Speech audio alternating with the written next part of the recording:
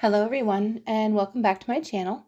In this week's video, we're going to discuss a little bit of why we do what we do as a family, how we got to this point and why we chose to do what we're doing. And in the meantime, while we're discussing these things, I'm also going to show you some of the meals that we make from scratch and some of the meals that my children really enjoy that they liked me making for their dinners. And I hope you really enjoy the content. And if you have any questions, please let me know in the comment section below. Hi, I'm Sonia. I'm a homeschooling, homesteading, spirit-filled, Torah-keeping mother of 10, and you are watching IHN Homestead. Colossians 3:17 states, "And whatsoever ye do, in word or deed, do all in the name of the Lord Jesus, giving thanks to God and the Father by him." So many people over the years often ask me how our family does it.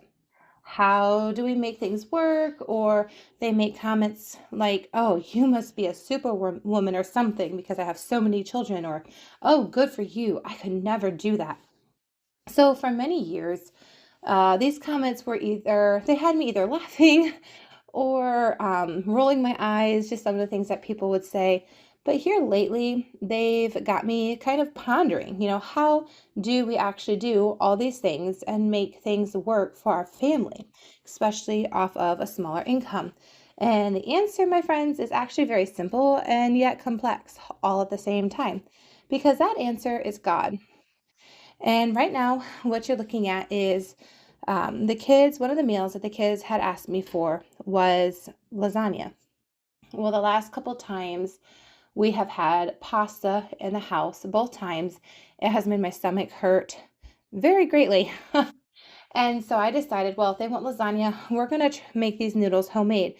I've made homemade noodles in the past, but I haven't made them in a very long time, only because it takes a lot to make enough noodles for our whole family to eat. And it's quite the process, quite the arm workout. So you're going to be watching Mary and I make some homemade lasagna noodles. We're also going to have some oatmeal and cinnamon chip cookies for dessert this night.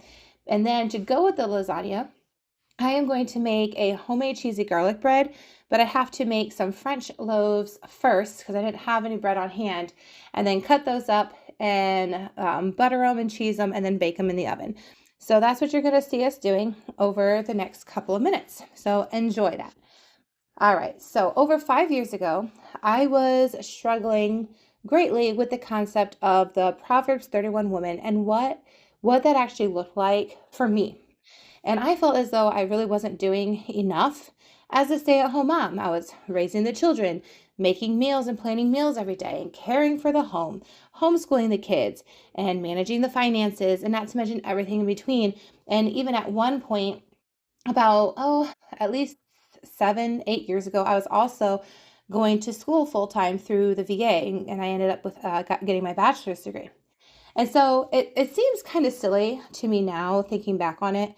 But, let's be honest, our culture as a whole doesn't really encourage women or young girls to be keepers of the home anymore. It's anything you can do, I can do better kind of mentality for women nowadays. And for some reason, it's taught as something that's kind of oppressive to women, that, oh, they be locked in their homes all day long.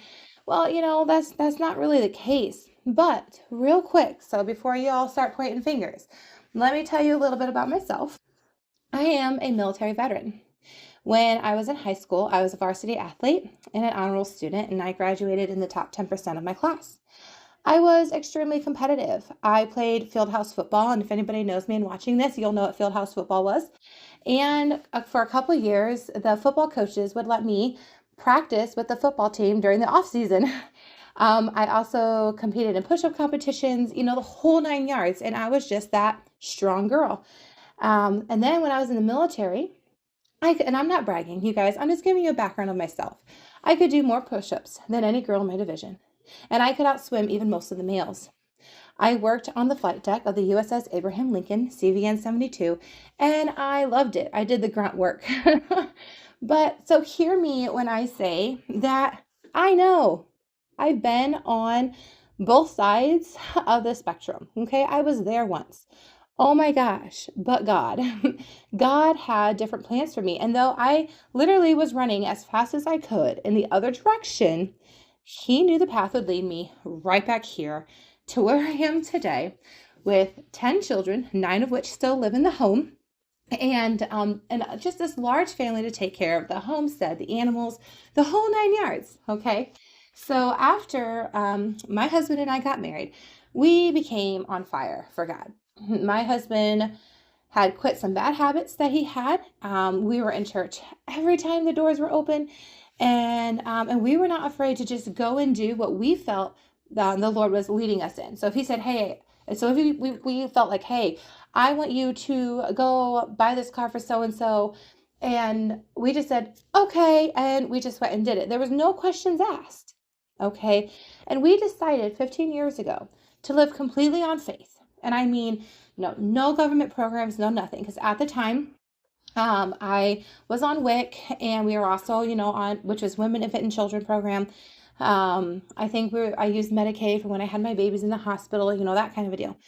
And my husband and I just said, you know what, no more. We didn't want the government having saying that they helped raise our family. We wanted it all to be on the shoulders of the God in which we serve, the great I am. And that's what we chose to do. We chose to solely rely on Him. Right now, you are watching the little girls. They decided to take it upon themselves. They asked me if they could go bring wood in the house. And they both have their princess dresses on. And yes, here's Rebecca being awfully silly. But we needed to restock the wood in the house for our wood stove. And the little girls decided they wanted to do it. And I thought they looked absolutely adorable in their little princess dresses, hauling wood. In and out of the house. We've got that little thing back there that my 9-year-old built to try to keep that full of wood. And then we got that other one inside there to fill up with wood. And you can see all the wood pile actually in the backyard. So we try to keep them both filled up. But anyway, so back to the story. So things became very challenging for our family. My husband and his brother went into business for themselves. They were a partnership. And their work was fantastic. They really did a good job, but we started from nothing. So we had nothing in our checking account, nothing in our savings account. We didn't have the tools, necessary. It was completely on faith that this company was being built. And we lived for quite a long time below the poverty line. And there were many times that food was very scarce and our bills seemed a bit overwhelming. And there was nothing left in between. There was no money left in between. Oh, the kids need socks, or the kids need shoes, or the kids need this or that. And so the Lord was always very gracious. Like He would see our needs. And if I had $20, I was at the thrift store getting whatever I could find, for the kids. Or my mom would come across something and she would call me and say, "Oh, hey, Sonia, I found such and such. Could you use any of it?" Or other people would say, "Oh, hey, Sonia, my kids outgrew this. Do you have anybody in this size? I'm looking for somebody to give it to." And it was in those very times that we saw the hand of God move the most in our family. We didn't have TV in any form, no iPads, etc. for the kids. Our vehicles were purchased from fence rows. And if you're from our area, you will know what a fence row is. If you ever drive out in the country and you see that beautiful line of like bushes and trees, and all of a sudden you see a truck or a car or something in that's called the fence rows. And that's how we got our vehicles, but it kept us going. But sometimes they didn't always run properly and I'd be without a vehicle. But you know what? Again, but God always came through for our family. And so here we are right now. These are those French loaves that I was telling you about. Got them all rolled out, and then I'm going to get them cut on the top to put slits in them. And something that I noticed is I wasn't able to let these sit and rise as long as I wanted to because I was watching the clock, and then I'm looking at the instructions for this recipe, and I thought to myself, ooh, I'm going to have to cut the rising time back quite a bit because you had to let the dough rise first.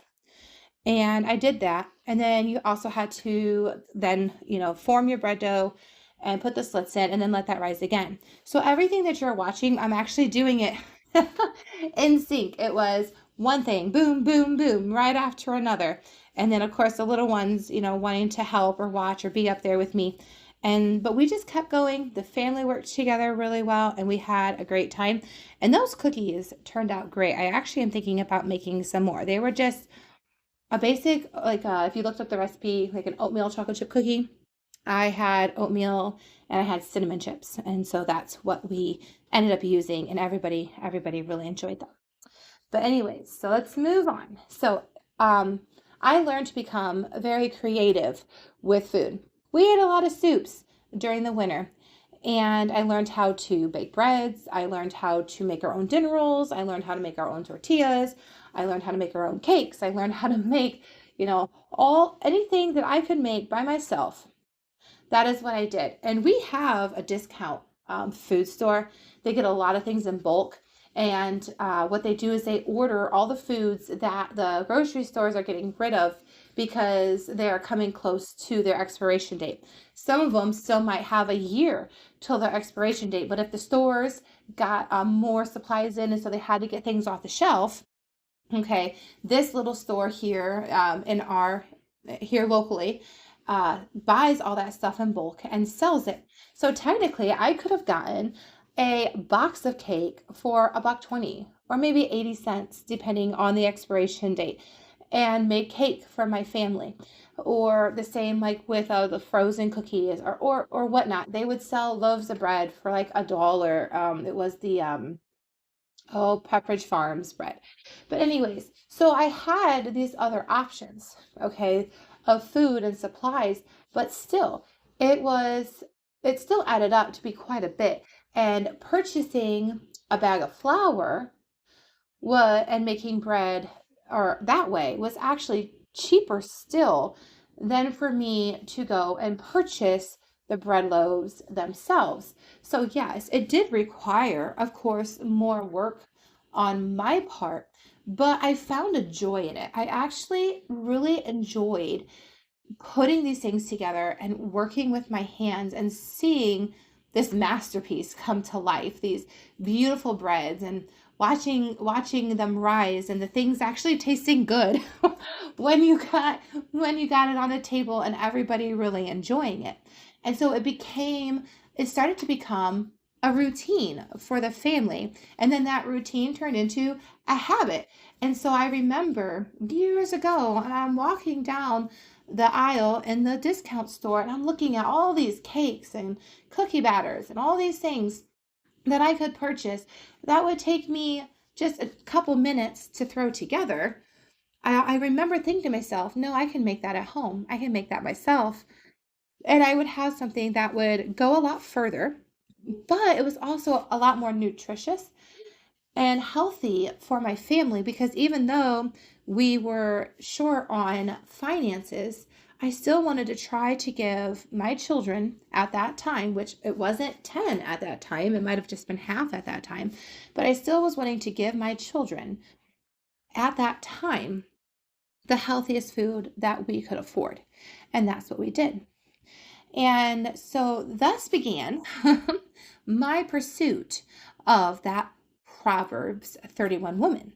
I began to long for that, let's say, that little house on the prairie type simplicity and love and family. And that was where my journey began, is when we were going through those difficult times and having to learn new ways, having to learn to be creative, learning to legitly rely on the Lord God for absolutely every aspect of your life.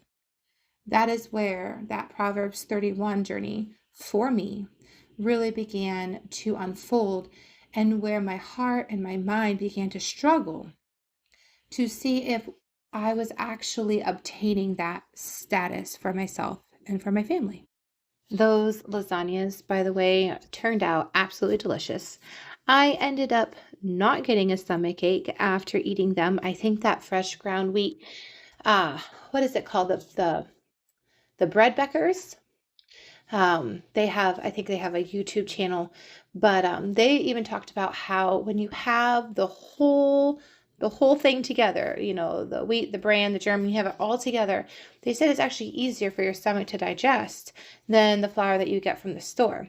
And I'll tell you what, I am no pasta granny. And if you guys have not watched the pasta grannies on YouTube, it's a bunch of cute old ladies that have been making pasta their entire lives. And here they are in their 80s and 90s, and they're still making pasta. They're just amazing and fun to watch. But anyways, I'm no pasta granny, but that pasta turned out really, really good. And everybody really enjoyed the meal. And then, of course, we have to have some fun. Little Norman was even wanting to help bring in the wood. And my husband bought this. It's a butcher block countertop to put next to my wood stove out there in the sitting room. That way, when I am cooking and working out there, I have a space to put everything. But anyways, on our way back. So after a few years of what I felt like hardship and struggle, and now and looking back at it, yes, it was hard, but we had our family. We had each other, and our families were very close, and they still are very close. And we just loved each other. My husband and his brother supported each other, and even when times got hard, they went to the word and they went to each other and they just kept going. They weren't going to give up. And I can't tell you enough of how much it blessed me to watch them go through so much struggle, and yet their faith never wavered. And then if any of you know what I'm talking about, you'll understand that you just really can't put words behind something like that. But anyways, so after these few years of struggle and hardships, I began questioning whether or not I was actually doing enough as a wife and a mother. Why did my husband have to work so hard for so little? What I didn't understand at that time, or fully understand at that time, was what it meant to establish something. My husband and his brother were establishing. They were paving the way and building a foundation for our children to build upon. But in my mind, I was thinking to myself, oh, I should have been working, quote unquote working, and that I needed to help. All right, because I still had that mindset, even though we had been married, I don't know how many years at that point, but I still had that mindset. I should be doing something. I should be doing something, even knowing my plate at that time was full. But anyways, I did begin doing something, and my children and I began doing the farmers market in town. And so we would sell all of our homemade baked goods, because I had learned how to make the cookies and I learned how to make the breads. I was doing all those things. So we started selling our homemade products at the farmers market. My eldest son, he would build little flower boxes out of the scrap wood that my husband would bring home from work, and he'd plant flowers in them and sell them. Or sometimes when we would go to the nurseries, the plant nurseries, they would have containers full of these old plastic pots that they didn't want anymore. And my son would pick up a couple of those, and we had walnut trees, and the nuts would fall and they would start to sprout, and my son would dig them up and he'd plant them, and he would try to sell the walnut trees. They were getting really creative. We learned that you can separate hostas and stone crops. Every year you can separate them, and you can replant them to spread them out, or you can pot them and sell them at the farmers market, and people really liked them. My eldest daughter and I, we started making our own candles. It was called the Callaway Candle Company, and we had candles and wax melts and lip balms, and we would sell those as well. And we had a great time. We all really enjoyed doing it. And the money that we would make would go back into purchasing more products so that we could keep going. And it would help with the groceries to help cover grocery costs. And even the children would get, a little bit so that they could either save it or they could invest it into another project that they wanted to do. So real quick, the meal that you saw prior to, I think, was that cheesy hash brown soup. That was a meal that my daughter Mary picked out. The one before that was lasagna, and I can't remember if I think that was Peter that picked that one out. This one is a meal that I picked out. And this was I did some fried chicken tenders, and we were doing mashed potatoes. And then I also had some peas that we were going to do. And the way I do it is just do a very basic batter. I do flour, egg, flour, and then I fry it in the coconut oil for about 3 to 5 minutes on each side until the chicken hits about an internal temperature of 160.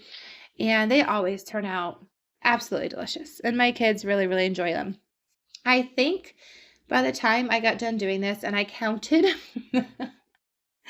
I think I did 30 chicken tenders, a big ol' stock pot of mashed potatoes, and then a side of the green peas. And it was delicious. My kids really enjoy it when I make these kind of fancy meals. I call these fancy meals because, for one, they take a lot of work, and two, that's a lot of chicken. And so I try not to make a lot of meals that require so much protein in one meal. I like to try to spread my protein out. But the people that we bought our chicken from the last time, they were very generous and they gave us extra because they said that they were doing it for all their clients that month or two, whatever they were doing, that anyone that had purchased chicken from them, that they would give extra to. And so we ended up with an extra chicken. So I thought it was okay that we could make this meal. Then I realized I didn't have any milk. And so we ended up doing some more protein. We did some chicken stock and butter to make those mashed potatoes, and even little Norman absolutely enjoyed the meal. But that's what it looked like. I had a couple kids and my husband. They were still at work this night. They hadn't made it home yet. Then God opened up a really big door. We were living in a small 1,100 square foot home at that time with 8 children. It was some pretty tight quarters. We still had no savings account, and we had very little, if anything, in our checking accounts. But by the grace of God, and I'm not kidding you guys, He allowed us to move to where we are currently living today.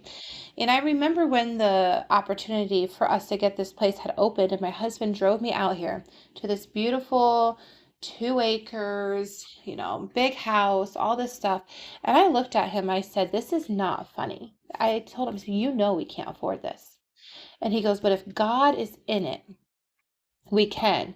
And if He chooses to give it to us, He is going to make a way for us to live here." And guess what?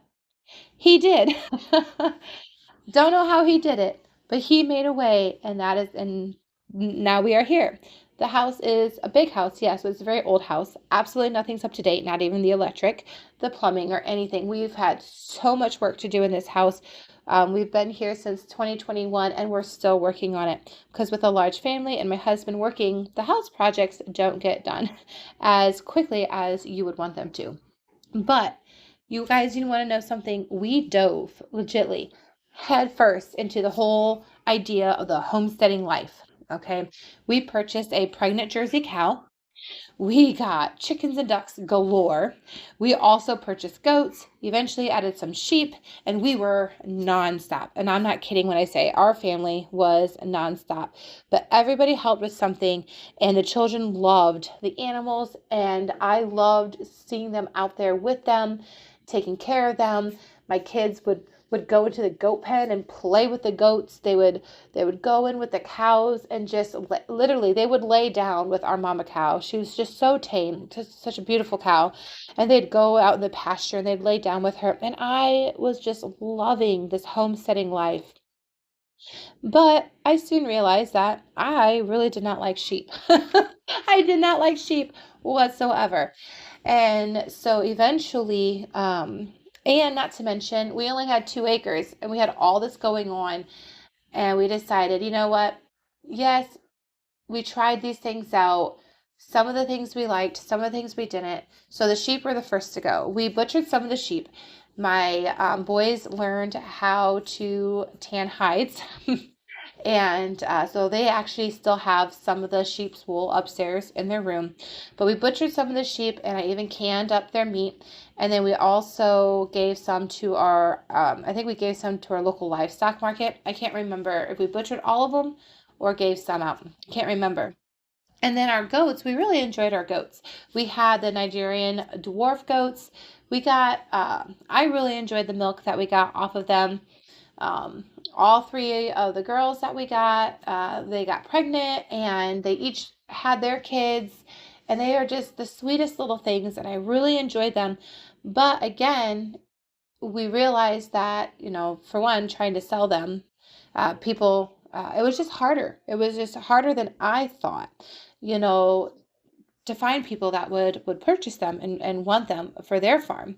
And again, so after a couple years of the goats and looking at everything that we had going on the farm, we decided, okay, we do like the goats, but they're not for this season. And if we do the goats again, we would choose a different breed. What you were just watching with the little girls is Emily asked if we could make some pancakes for breakfast the next morning. So Mary decided to work with Emily and Rebecca on making pancakes. And then right now I am cutting up some cheese and I'm making some stuffed crust pizza. Oh, yeah. But anyway, so we ended up again taking some of our Nigerian dwarf goats, and I had papers on these goats. I had everything. And they were beautiful. Oh my goodness, I love these goats. Anyways, but we gave some to the livestock market, and then we had a friend of ours. She has a few children, and they were really wanting goats. And so we ended up just giving the rest of our goats to them. And it was such a gift to them, and they were so thankful. They couldn't believe that we were just going to give them to them. But I wanted to know that the rest of the goats were going to go to a good family, a good home. And so we were just left then with our cows, our chickens, and our ducks. And our cow Delilah, the first calf she had, her name is Rose. And then we bred her again, and she had Sue. And then we bred her again, and she had Jasmine. We had all girls, and it was wonderful. But the last couple years, we have had really heavy rains, and our yard gets a lot of water from the woods around us and the fields around us. It all well, pretty much comes through our backyard. And I looked at my husband and I said, this just isn't, they're up to their knees in mud sometimes. They didn't want to venture off into the other parts of the yard that were dry.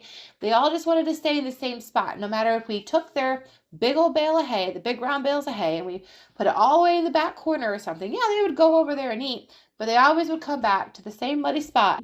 And they would just stand there. And my husband was also wanting to do more work in the ministry and different things like that. And so we eventually decided to move our cows up north to his brother's land. So we still have our cows, and they are doing wonderfully up there. They're really enjoying all the room to roam around, but we're not milking right now. And so I'm really bummed about that because I don't have my milk. I don't have my cream. I can't make my cottage cheese or my yogurt or my butter or my mozzarella or anything like that. And it was just such a bummer. But that's just where God brought us to. And that's okay because we're going to go through these seasons of life and figure out what actually works for the family and what can we handle at certain times. And now that we've done all these things over these years, we realize what we like and what we don't like. So we learned a lot from it. Right now, we still have our chickens and our ducks, and we are doing just fine. I'm outsourcing milk when we need milk. And so things are still coming in, and the Lord is still teaching us. And so, in saying, all these things from where my mindset was as a young woman, getting married, going through the struggles and everything that we went through to where we are today, we are still fully dependent upon the Lord God. And would I like things to be easier? Of course I would. But I don't ever want to lose that relationship with the Father and seeing his hand work in the life of my family. And so as the Lord grows us and as the Lord prospers us, I don't ever want to forget where I came from, and I don't ever want to not feel as though that I have to pray and praise God and praise the Lord for where he's brought us and what we're doing currently right now. Eventually, we will get our cows back. We've been praying for some land next door. And we are really believing in the Lord that he's going to give it to us. So eventually we'll have our cows back and eventually we'll have our milk back, but the Lord puts these things in front of you and he allows you to go through these things. And so you can really see the direction and where he wants you and he gives you the heart, for these things and for this lifestyle because I never thought I'd have all this. So that was just today, a really quick, what we do, why we do it. It was very brief in a sense, I know, but that is where we've come from. And this is how the Lord has grown us. And now we have 10 children, and now we have 2 acres. And I know one of these days we're going to have more children and we're going to have more acreage. And God did. All right, you guys. Well, that is it for this week's video. If you have not yet liked and subscribed to our channel, please do so. And by the way, this is the first child that I've ever had crawl into my dryer. You want to know why he crawled into my dryer? Because he saw that there was little wool dryer balls in there and he wanted to play with them. And yes, I was in there at this time doing laundry, so that's how he got in there, and I was there overseeing it. It was fine. But anyways, thank you for watching. God bless you guys, and don't ever be afraid to trust in God and rely on Him and allow Him to see you through every aspect of your life.